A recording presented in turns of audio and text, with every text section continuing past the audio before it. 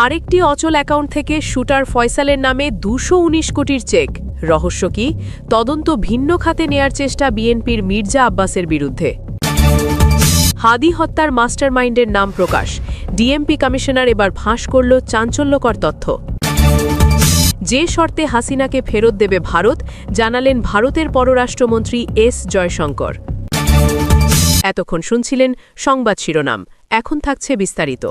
ওসমান হাদিকে গুলির পরদিন র্যাবের হাতে আসা শুটার ফয়সালের বোনের আগারগামের বাসার পাশের বিল্ডিংয়ের ফুটেজ এটি, যেখানে দেখা যায় ফয়সাল তার মাকে নিয়ে বাসার নিচে পরিত্যক্ত স্থানে কিছু একটা খুঁজছে। পরে র্যাবের অভিযানে জানা যায় পরিত্যক্ত সেই স্থান থেকে বেশ কয়েকটি গুলি পাওয়া যায়। এই একই ধরনের গুলি দিয়ে হত্যা করা হয় হাদিকে। ওই ফ্ল্যাট থেকে আরও মেলে কোটি কোটি টাকার চেক। ইনকিলাব মঞ্চের মুখপাত্র শরীফ ওসমান হাদিকে গুলি করা শুটার ফয়সালের বোনের এই বাসা থেকেই কোটি কোটি টাকার সেই চেকগুলো উদ্ধার করে আইন শৃঙ্খলা বাহিনী। ফয়সালকে কেন, কারা, কোন ব্যক্তি প্রতিষ্ঠান এই চেকগুলো দিয়েছিল, সেগুলোই এবার প্রকাশ্যে আসছে। Premier, Al Arafah, Prime, National, Dhaka bank সহ ১১টি ব্যাংকের ৩৮টি চেকের মধ্যে উত্তোলনযোগ্য চেক ৩২টি। টাকার অঙ্কে যা ২১৮ কোটি ৭৯ লাখ টাকা, যার মধ্যে সর্বনিম্ন ৭ লাখ এবং সর্বোচ্চ ৯০ কোটির। চেকগুলোর তথ্য খুঁজতে ব্যাংকগুলোতে যায় গোপন সূত্র। সবচেয়ে বেশি ৩৫ কোটির ১০টি চেক প্রিমিয়ার ব্যাংক গুলশান শাখার। চেকের খবর শুনে ঝমকে ওঠেন ব্যবস্থাপক, জানান কোনো তথ্য নেই তার কাছে। টাকার অঙ্কে সবচেয়ে বেশি ৯০ কোটি ৭ লাখ টাকার প্রাইম ব্যাংকের গুলশান শাখার। খোঁজ নিতে এই শাখায় গেলে ম্যানেজার গণমাধ্যমের সাথে কথা বলতে রাজি হননি। অগ্রণী ব্যাংকের ওয়াসা শাখাতেও ফয়সালের কথা শুনে কেউ কথা বলতে রাজি নন। এরপরে আছে ন্যাশনাল ব্যাংকের ৫০ কোটির চেক। ব্যবস্থাপক ক্যামেরার সামনে কথা বলেননি, তবে তিনি জানান চেক ইস্যুকারী ম্যাম ইম্প্যাক্টস নামের প্রতিষ্ঠানের হিসাবটি অচল, সেখানে নেই কোনো টাকা। ৬টি চেক ইস্যু করা আল আরাফা ব্যাংকের মিরপুর শাখায় গেলে কর্মকর্তারা জানান এই হিসাবও ডরম্যান্ট বা অচল অবস্থায় পড়ে আছে। ফয়সালকে দেওয়া ২১৮ কোটির মধ্যে ১৭২ কোটি টাকাই দিয়েছে Renaissa International, Abu Omar Trading Corporation, Mam Impacts, Dream Infinity Chishti Tex সহ ৭ প্রতিষ্ঠান।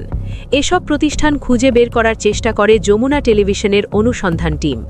শুটারকে ৯০ কোটি টাকা দেওয়া ড্রিমস ইনফিনিটির ঠিকানা দেয়া বাড়িধারা ডিওএইচএসে। সেখানে গিয়ে দেখা যায় এই নামের প্রতিষ্ঠান কখনো এখানে ছিলই না।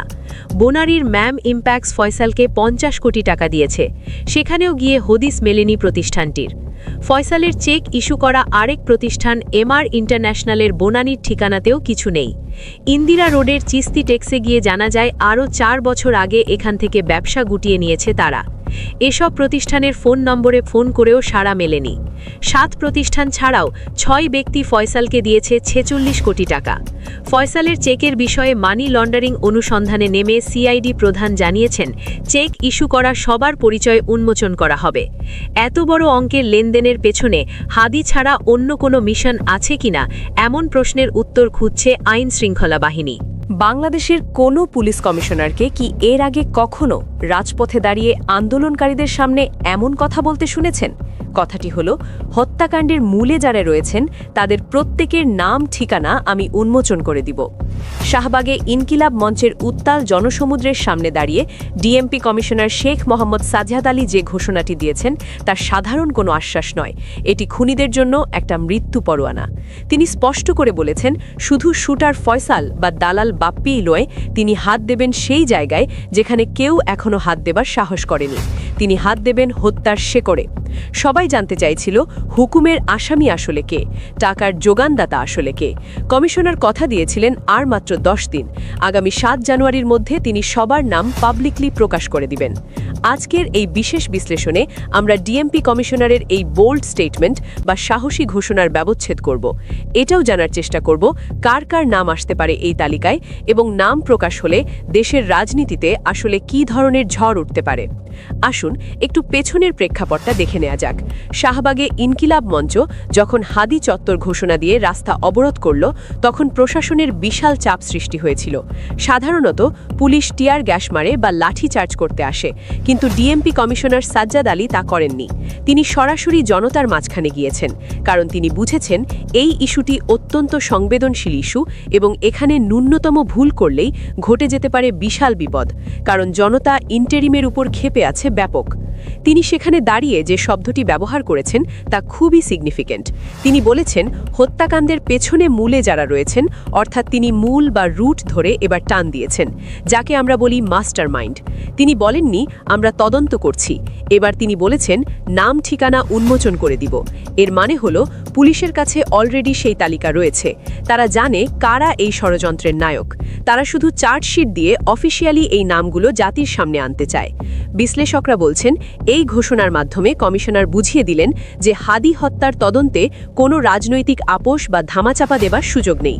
নাম জারি হোক না কেন তা প্রকাশ হবেই। এখন প্রশ্ন হলো কমিশনার কাদের নাম উন্মোচন করতে যাচ্ছেন। তদন্তে এখন পর্যন্ত 10 জন গ্রেপ্তার হয়েছে, যারা মূলত মাঠ পর্যায়ের কর্মী বা কিলার। কিন্তু কমিশনার যখন মূলে যাবার কথা বলবেন, তখন আমাদের নজর যায় সেই 218 কোটি টাকার চেকের দিকে। হ্যাঁ, ঠিকই শুনেছেন, হাদি হত্যা মামলার তদন্তে পুলিশ 218 কোটি টাকার সাইন করা চেক উদ্ধার করেছে।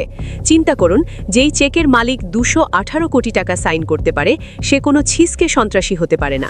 সে অবশ্যই দেশের শীর্ষস্থানীয় কোনো ব্যবসায়ী, মাফিয়া ডন অথবা ক্ষমতাচ্যুত সরকারের কোনো প্রভাবশালী মন্ত্রী বা নেতা। কমিশনারের ঘোষণা অনুযায়ী এই চেকের মালিকের নামও চার্জশিটে থাকবে। অর্থাৎ আগামী 7 জানুয়ারি আমরা হয়তো এমন কিছু নাম শুনব যা আমরা কল্পনাও করতে পারিনি। হতে পারে কোনো শিল্পপতি, হতে পারে কোনো মিডিয়া টাইকুন অথবা বিদেশে পালাতক কোনো গডফাদার। এই নামগুলো প্রকাশ হলেই শুধু হাদি হত্যার বিচার হবে না, বরং জুলাই বিপ্লবের বিরুদ্ধে যারা ষড়যন্ত্র করেছে তাদের মুখোশও খুলে যাবে। কেন ইনকিলাব মঞ্চ এবং সাধারণ জনতা শুধু নামটিই জানতে চাইছে? কারণ বাংলাদেশে আমরা দেখেছি সাগর রুনি হত্যা থেকে শুরু করে তনু হত্যা তদন্ত চলেছে বছরের পর বছর ধরে, কিন্তু মাস্টারমাইন্ডের নাম কখনো প্রকাশ্যে আসে না। শুধু চুনুপুটিদের ধরেই বিচার শেষ। কিন্তু এবার ডিএমপি কমিশনার সেই ঐতিহ্য ভাঙতে চাইছেন। তিনি বলেছেন এটি একটি রহস্যজনক হত্যাকাণ্ড। যখন পুলিশ প্রধান নিজেই বলেন ঘটনাটি রহস্যজনক, তখন বুঝতে হবে এর ডালপালা অনেক গভীরে। তিনি নাম ঠিকানা প্রকাশের প্রতিশ্রুতি দিয়ে আসলে নিজের এবং পুলিশ বাহিনীর বিশ্বাসযোগ্যতাকে বাজি রেখেছেন।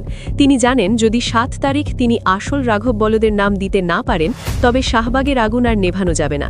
তাই এই নাম রিভিল বা নাম প্রকাশ শুধু তদন্তের অংশই নয়, এটি এখন পুলিশের অস্তিত্ব রক্ষার একটি চ্যালেঞ্জ। কমিশনার বলেছেন হত্যাকাণ্ডের পেছনের মূলে যারা রয়েছে, অর্থাৎ টাকাটা আসলে যার, সেই তো মূল হোতা। পুলিশ 218 কোটি টাকার এই সই করা চেক উদ্ধার করেছে। এখন প্রশ্ন হলো এই চেকে কার সই আছে? এটি কোনো পালাতক রাজনীতিবিদের নাকি অন্য কোনো মাফিয়ার? 7 জানুয়ারি চার্জশিটে এই চেকের মালিকের নাম আসা মানে বাংলাদেশের অপরাধ জগতের এক বিশাল ভূমিকম্প।